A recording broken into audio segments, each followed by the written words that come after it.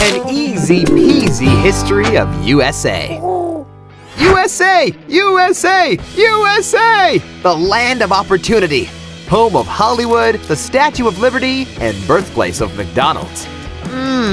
Those are some good cheeseburgers.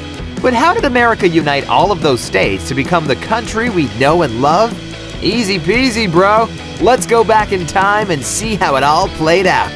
30,000 years ago, Paleo-Americans walked across Beringia, a land bridge connecting Siberia to North America, and decided this new place seemed a nice spot to live. They were not wrong. Early Native Americans created some major cultures, including the Adena, Coles Creek, Hohokam, Ancestral Puebloan, Mississippian, and Iroquois culture. In the 1st to 10th century, Polynesians crossed to waves to settle Hawaii, followed in 1200 AD by Tahitians. Hawaii is a beautiful place, so it was definitely worth the trip. In 1492, Christopher Columbus sailed the ocean blue and landed in Puerto Rico in 1493.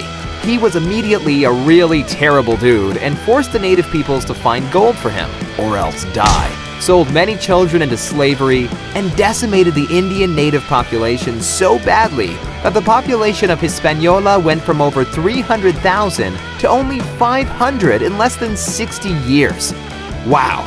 Thanks a lot, Christopher Columbus. But in 1607, the British established their first colony in America, in Jamestown, Virginia. It was rough going at first, until settlers started to farm tobacco as a crop. In 1620, Puritans settled Plymouth Colony. The famous 13 American colonies would finally be all settled by 1733. Many of the colonists were teenagers sent as indentured servants, and because there was so much land and a low death rate, the population of the colonies grew quickly. Easy peasy! The tobacco farms were doing so well, though, that southern colonists needed more workers, so they bought African slaves from the West Indies and British Empire. So many slaves that by the 1770s, African slaves would account to 1/5 of the total American population. That's a lot of slaves, guys. Maybe rethink some things. British influence over the colonies began to fade with the French and Indian War in 1754, which was part of the larger 7 Years' War. The Stamp Act of 1765 was passed by British King George III and imposed a tax on the American colonies.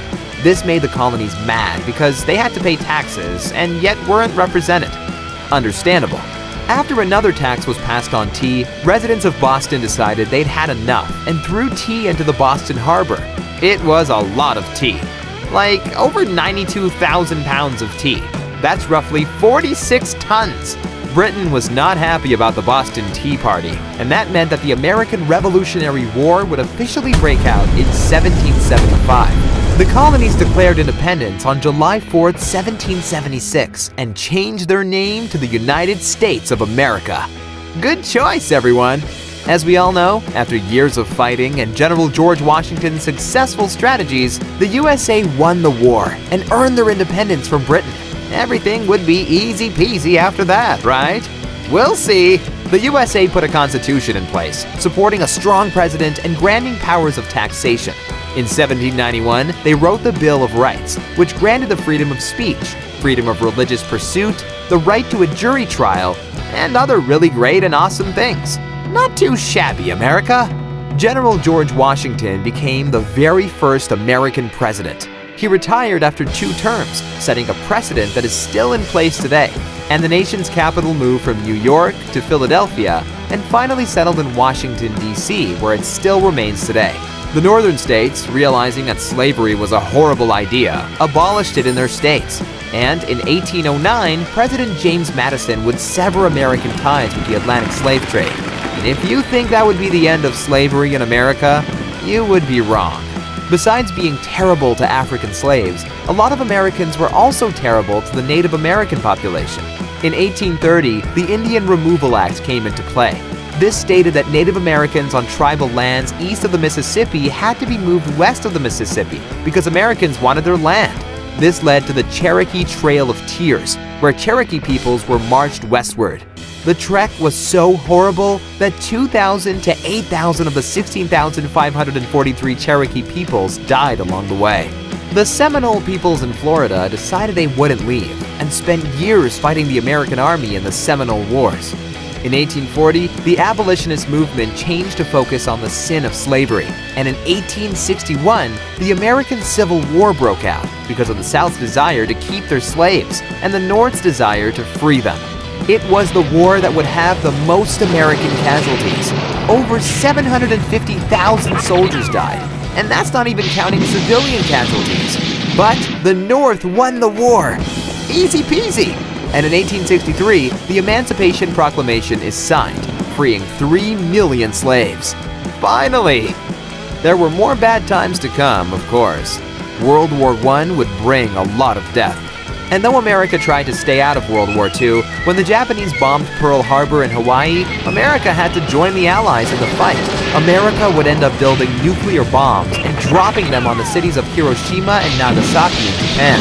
30% of the population of Hiroshima died from the blast alone, and this isn't counting the deaths from cancers like leukemia that would arise in survivors years later.